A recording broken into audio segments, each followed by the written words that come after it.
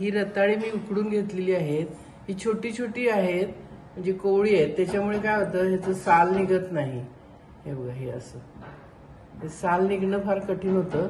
जर आपण मोठी रताळी घेतली ना जून, तर त्याची सालं निघतात. मग हे आपण आता हे साल नाही निघालं तर हे पौष्टिकच असतं. हे साल पहिली लोक ह्याला सालला काढत नव्हती, आता काढतात. मग हे असं चिरून घ्यायचं. हे मी सगळं चिरून घेतलेले आहे छोटे छोटे पीस करून. एकदम सोपी रेसिपी आहे ही, चटकन 5 मिनिटात होऊ शकते.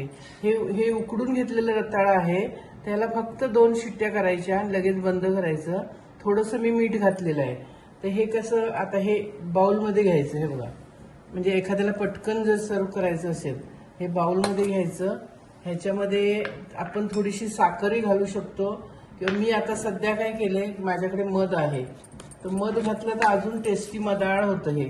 हे बघा, तर मी आता मधच घालते. 1 चमच्यावर हा मध घातला.